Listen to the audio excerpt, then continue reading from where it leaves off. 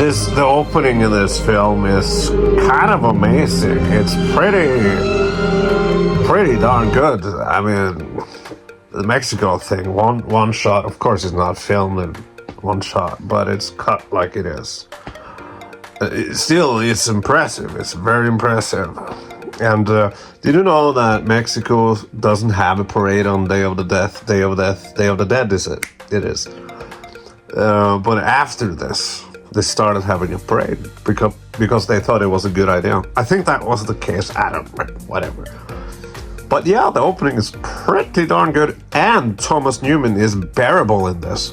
Why? Because he uses the James Bond music a lot more here and than in Skyfall. At least for now, in the intro. Yeah, I know, Thomas Newman. Well, yeah, well, the helicopter fight. I was like, now you're lame again, Thomas Newman. He's lame anytime he doesn't use the James Bond music. And I thought while they were fighting in the helicopter, I thought, what if David Arnold scored this? You know, when in Casino Royale, when James Bond is fighting the, what is it called? Jumper, whatever, the jumper guy. Fighting it with the cranes. Yeah,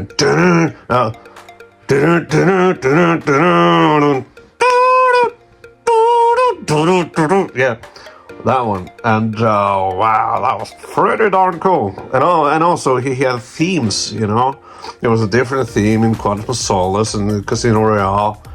There's no theme here. This is just a James Bond thing. Anyhow, I remember this film. Last I saw it, being pretty darn good at the start, at the beginning. We're halfway through.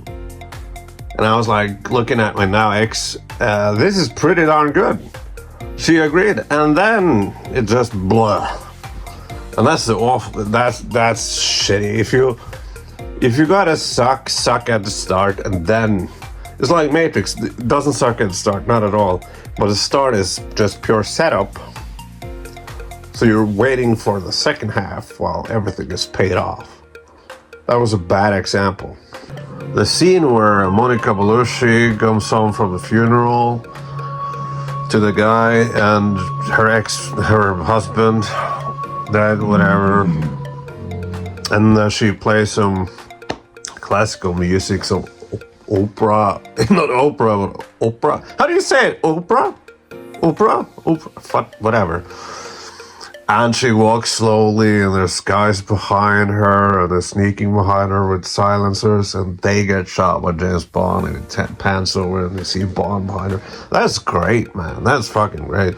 And I love that they've never actually, you know, Marvel, MCU, all that shit, you know, superhero crap. They never did that with James Bond, made him like Marvel. He's always been an assassin. He's always been a killer. And I like that they kept to that, you know? Instead of making him like creepy and, well, I'm not gonna kill anyone, you know? I wonder how this is gonna go, because I'm sleepy. Oh, I fucked up. Every time I say out loud or say to myself that I'm sleepy, I'm tired, I won't be able to sleep. That's how insomnia works. I'm a man who have problems sleeping, but this movie isn't very exciting. Well, it has some good parts, but it's not like... It's no Casino Royale, I'll say that. It's been a while since I've seen Quantum of Solace. But I've never quite been able to decide how, if this Spectre crap is better than Quantum of Solace. Both are bad in their own ways, you know. This is more James Bond-y. I appreciate the classic, like not the music, but the James Bond music, not Thomas Newman. I appreciate the cinematography. I like Daniel Craig in this. He is very James Bond-like. There's good scenes here and there, but you know, I'm starting to remember the whole thing that him, James Bond, and what's his face? Whatever, doesn't matter. The guy with been in the old James Bond films, Oppenheimer. Anyway, that they are brothers, but this doesn't really amount to anything. And Christoph Waltz is that his name? Whatever, is very underwhelming in this. But what is he gonna do? The script isn't great. I'm starting to remember crap now. Also, James Bond and Dave Bautista have this car chase, but it's so obvious that because they are sponsored and they have to use sports cars that are whatever. I'm not a car man. I don't know, but I remember that feeling like a commercial. So we'll see. Maybe I'll just turn it off and watch it tomorrow. We'll see, boy. Blofeld, for fuck's sake. Blofeld, alright? So it's the car chase scene now, and there's like no cars or no people outside. It's just them.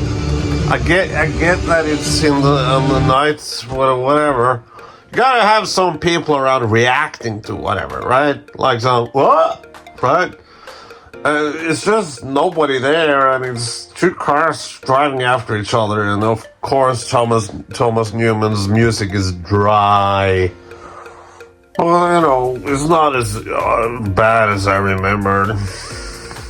But again, though, it's cool that James Bond is having a James Bond car with guns and shit like that, you know? That is cool.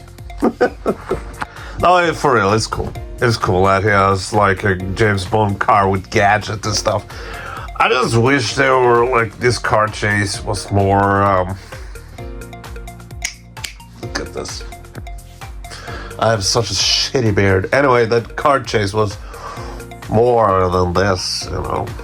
God damn it. It's he's driving an airplane and there's some cars and David Bautista. It's very James Bond and I kind of dig it. It's cool. The pretty girl, lady, has been kidnapped and whatever. But Thomas Newman, it's like.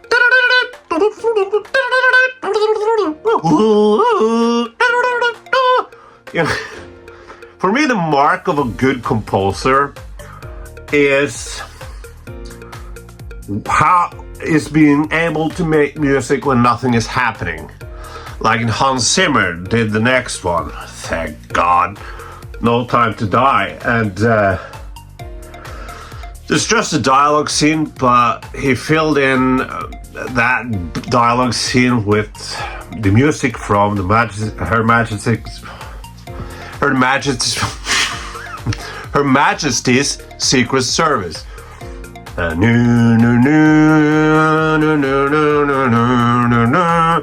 the background.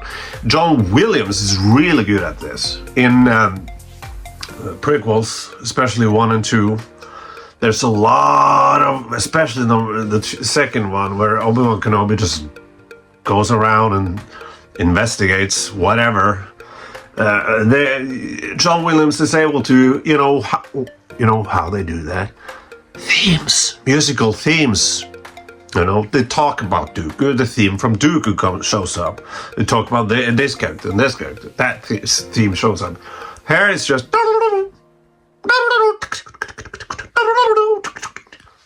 Fucking hell, man. God damn it. Thomas Newman bothers me so much. Ugh. Upon this rock, I will build my church. So this is a YouTube channel with a weirdo, and but I am real. I'm a real guy. This is shitty. All of it. This is shitty. I know, but I'm a real guy with opinions. You might not agree, but it's what I think.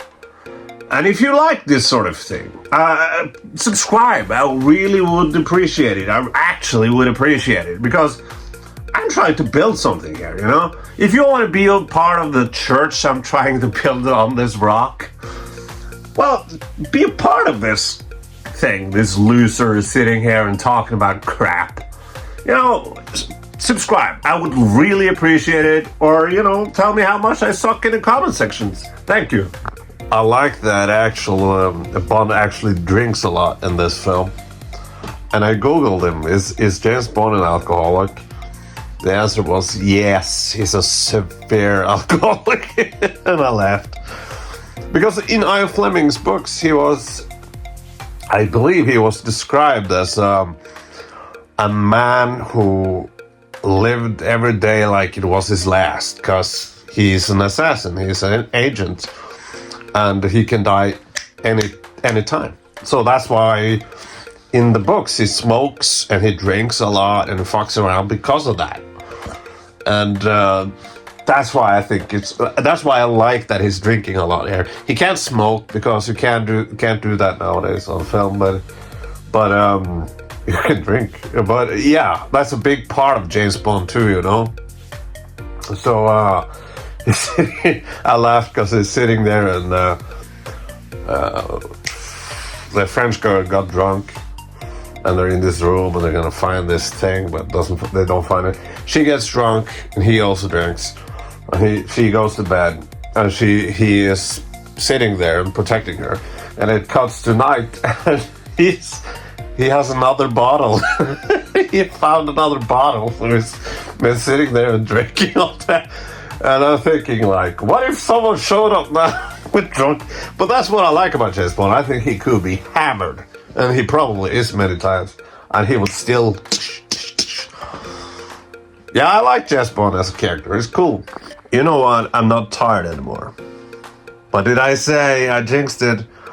But it might sound like I'm complaining a lot about this film.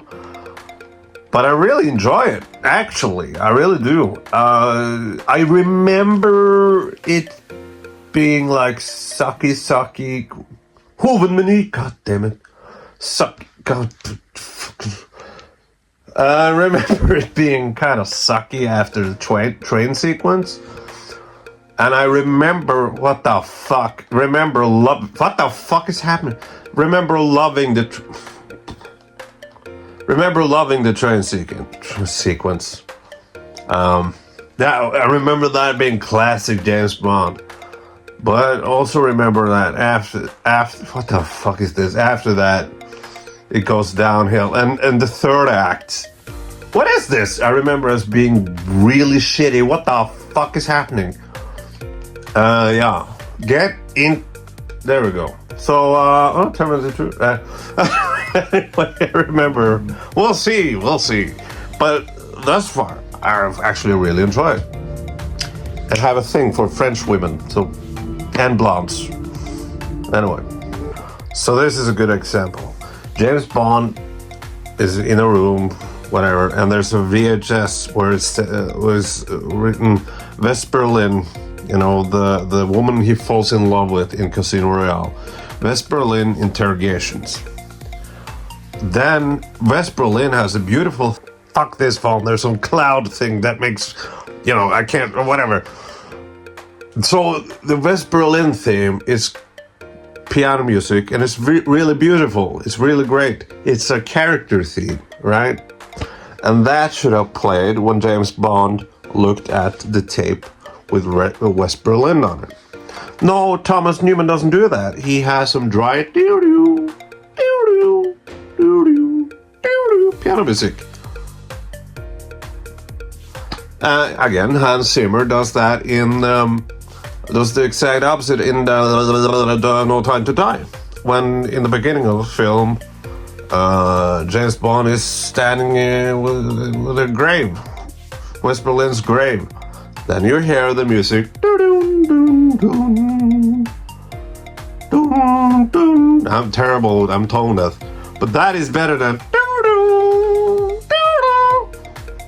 Did I talk about this? The guy who plays Moriarty in the whatever Sherlock show, he's some sort of, I don't care. He's some sort of whatever character, and there's some sort of bullshit plot with MI6 merging with them. Nobody cares. It feels like it's just there to, give Ray Fiennes something to do as a character, and also Moneypenny and Q.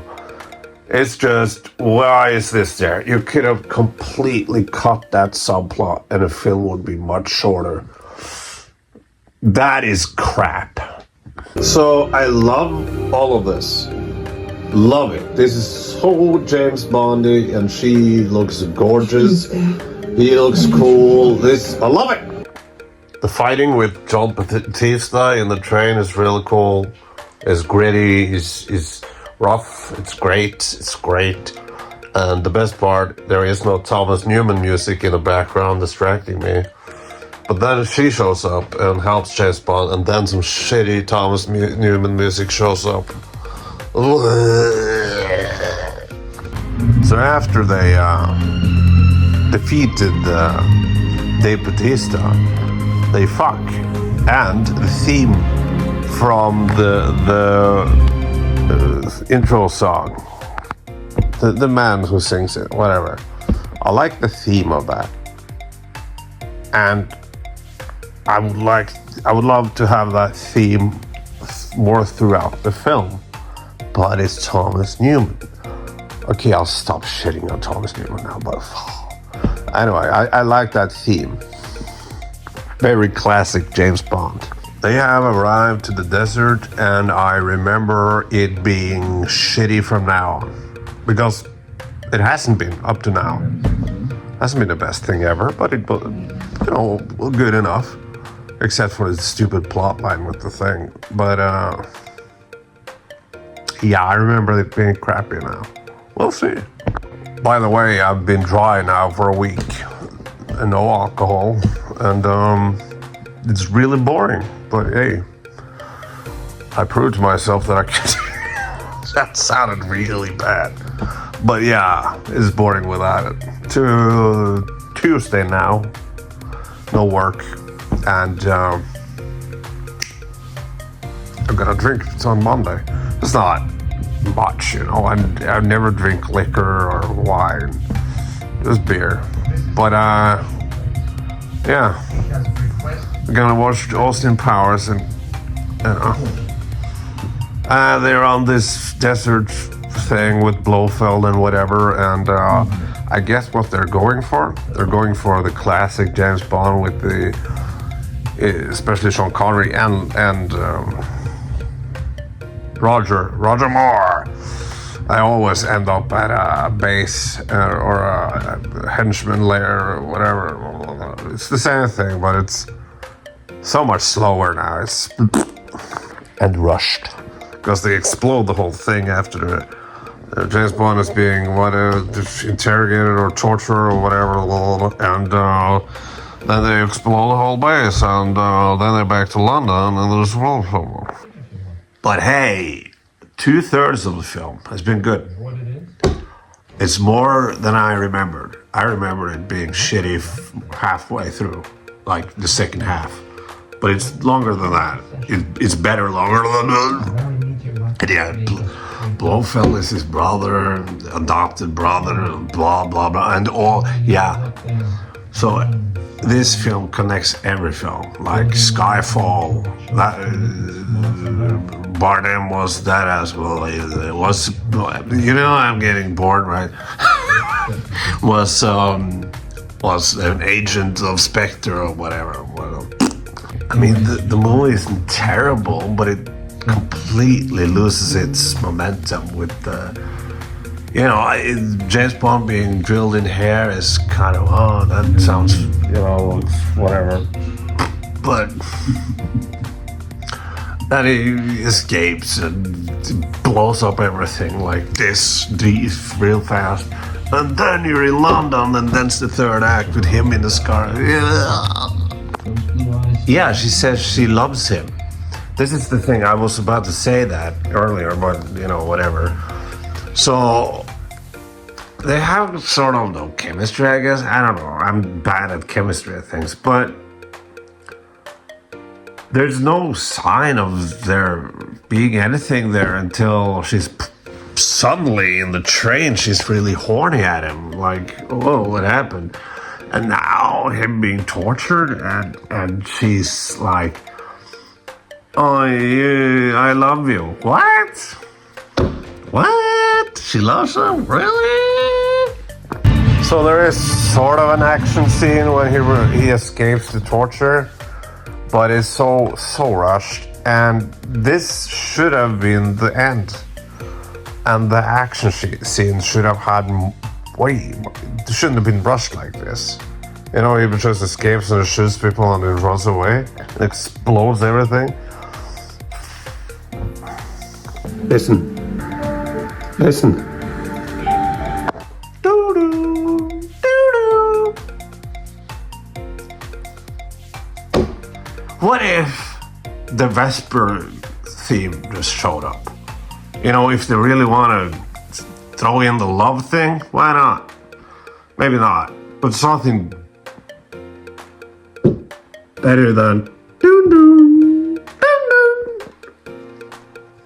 I wish he just left and never came back. You know? Like the first one, she dies, she kills herself. And the second one just leaves, you know? And I like No Time to Die. But they take choices there. They take, you know, it's good. But is it a great James Bond film? You know, context-wise, if like No Time to Die was the last film of the Sean Connery films, that would work more, I think. Because it feels like James Bond never really got to be James Bond. Except, ironically, in this one. So why does the third act suck shit? Because the whole B-plot with M and Moneypenny and whatever, and the guy called Max, the bad guy, you know, it's a plot line you do not care about. It's something about being followed or some sort of hacking thing or whatever. You really do not care. And James Bond has been kidnapped, but he just fought back, so that was okay. But now they're inside the whole fucking whatever. I'm boring myself. Anyway, it just doesn't work, you know.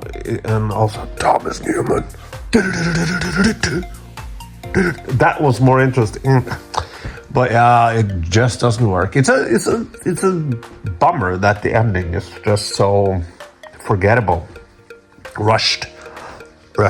Yeah, rushed. You know what? Fuck it. I'm done. There's a little bit left of the film, but there's nothing more to say. 2/3 in, it was good. Then it's like Rogue One, you know? That is the exact opposite. Rogue One has boring characters and is dry. The 2/3 in. Then the third act, the ending is great. That's why so many people love that film, because it's a saying, if you fuck up the first act, if you fuck up the second act, but if you fuck up the third act, people will always remember the ending of film. And the ending was great in Rogue One. You had something to look forward to. But here it's like, oh, now I'm done. Now I'm sitting on my phone. So he kills the guy and blah blah blah, and Blofeld is being arrested. Yeah. Instead of, because James Bond has that's right. James Bond has a chance of shooting Blofeld in the face, but he doesn't. I guess that's because he now has quit as James Bond, because he runs off with what's her face. Anyway, bye.